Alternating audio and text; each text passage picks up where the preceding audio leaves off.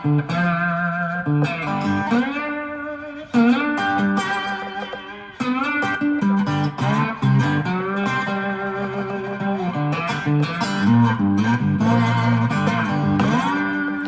folks, Bluesboyjag here, yet another 3-string cigar box guitar lesson. It's all about slide vibrato. We're tuned to open G. That's an A string tuned down to G, a D string tuned normal to D, and a 3rd string G tuned normal to G.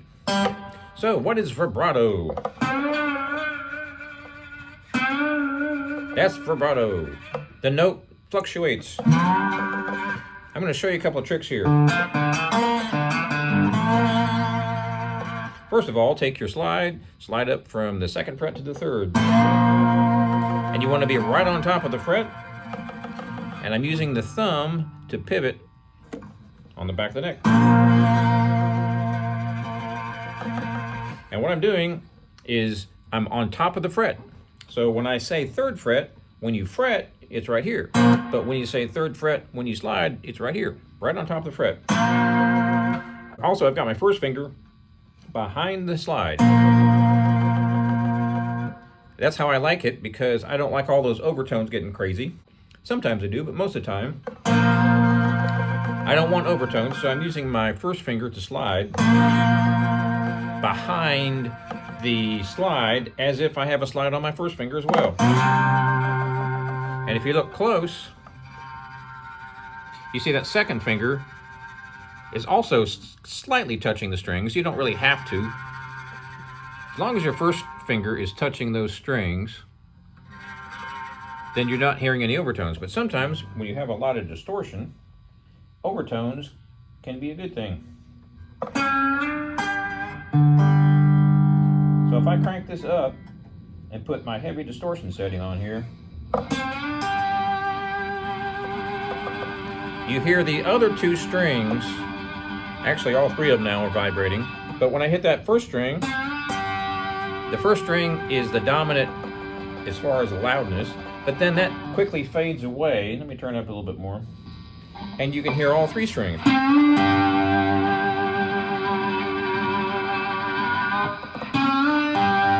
Now that's 1 string right there. That's the 1st string. And here's the top 2 strings.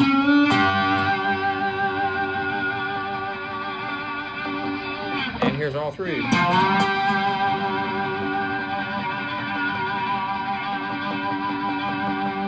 So I'm pivoting with my thumb. My thumb is pressing against the back of the neck, but it's not holding the strings down. So I'm just kind of doing this. So my thumb is on the back of the neck.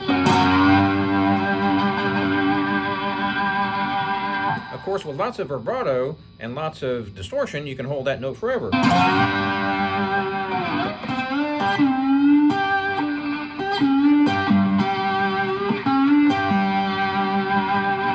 And here's a pretty common lick.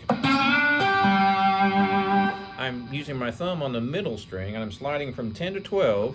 Then I'm using my 1st finger on the 1st string on 1/12.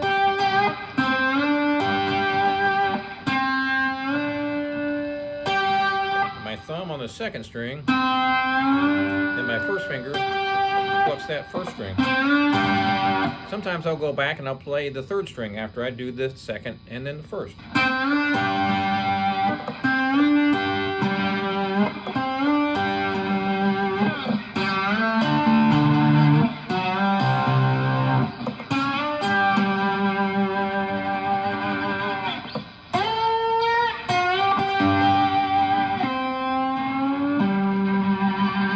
Another really cool thing to do is do a slow slide up, let's say on the 2nd string with your thumb on the 10th fret. And then I'm hitting the 3rd string on the 12th fret, the big string. Again, I'm pivoting with my thumb on the back of the neck so I can get that vibrato.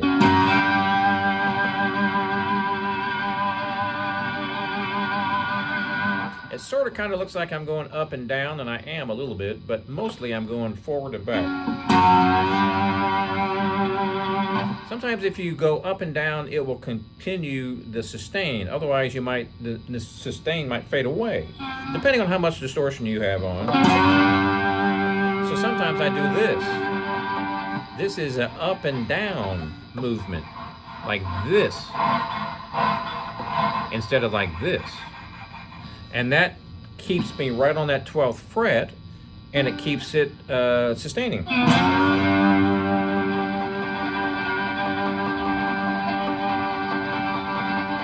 A lot of people think that when you do that, you're going back and forth. But if you go back and forth, obviously the pitch changes.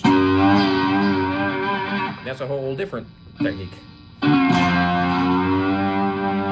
if I want to keep that one chord going, I'm going to do this, up and down, straight up and down.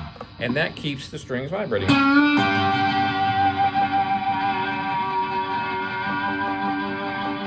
going up and down. Now I'm going to go back and forth. Up and down. So up and down doesn't change the pitch, but back and forth does.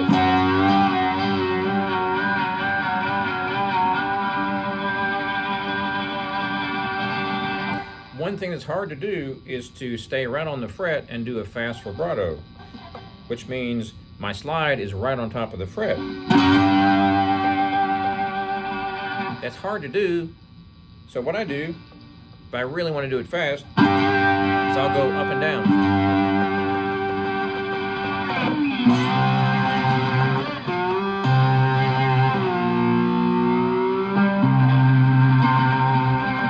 Depends on where I am on the deck, I suppose.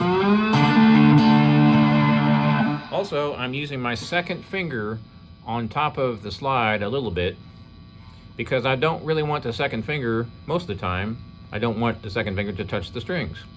So you can see how my second finger is not perfectly parallel with the slide. It's a little bit above it, and I'm kind of resting my second finger on that slide so that my second finger doesn't touch the strings, because I prefer to use my first finger to mute. So if I want it slightly muted but not completely muted, for instance, here's no mute at all. Of course, I have lots of distortion, so you hear a lot of sliding around.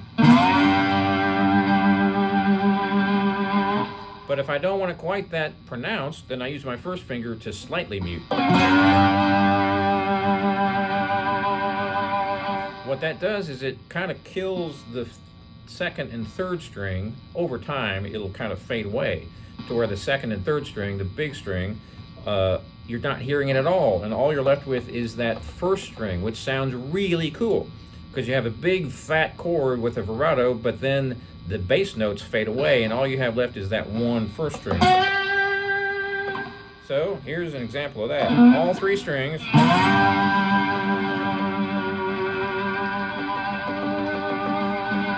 And eventually all you have is that first string because the other two fade away.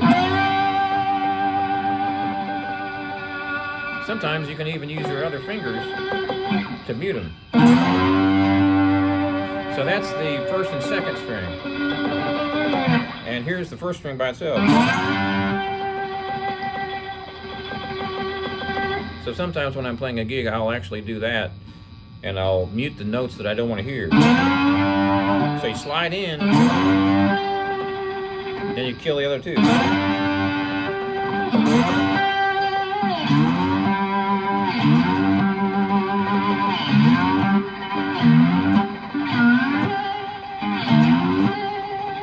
Now I'm pressing down too hard.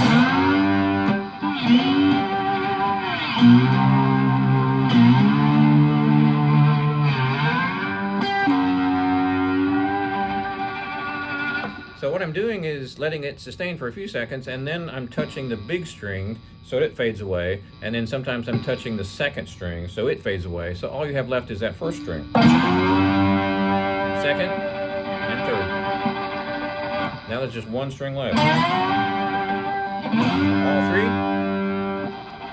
just the first. Top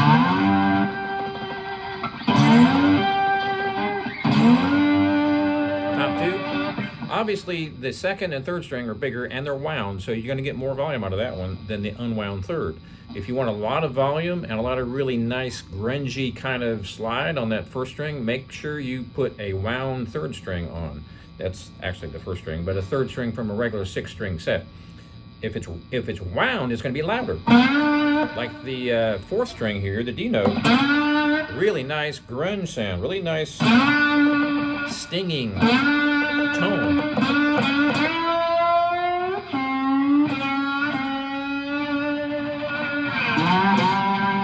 And there's the third string, or G. I can sit here all night. As long as my settings on my amp are proper, it will keep on going. So that's the second string and the third. Now it's all three. Now it's the second, third. Now it's the third. Now it's the second. Now this third string is not wound, so it's not going to be nearly as loud. So if I go back and forth between the three, the third string, well, the first string, which is the third string from a 6-string set, that string is always going to have a lower volume. So here's all three.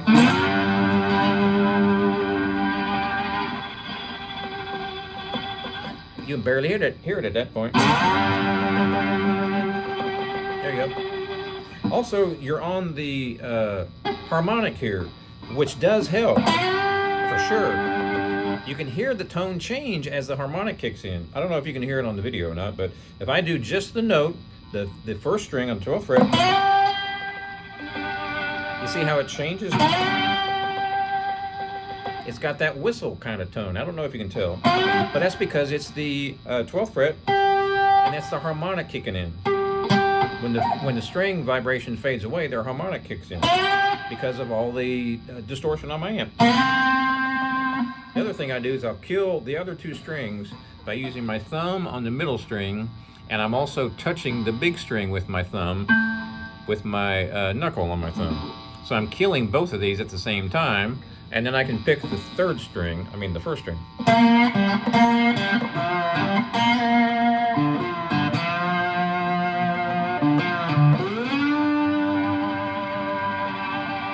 Sometimes I'll do that second string, and I'll slide up to the 12th fret, and I'll keep on vibratoing the slide, and then the other two strings suddenly will fade in. So here's just the middle string. Now I take my fingers off the others, and you hear them kick in.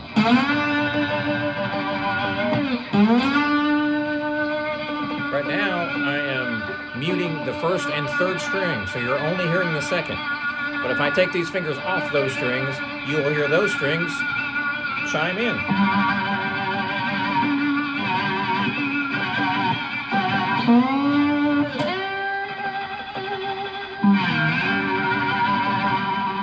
Here's the third string. Second, first. Third, second, first.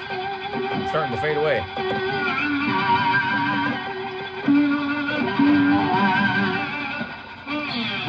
So, hope you have fun with that. Check out my website, jagshouse.com. Cigar box guitars just like this one since 2004. Please subscribe, and we'll see you next time.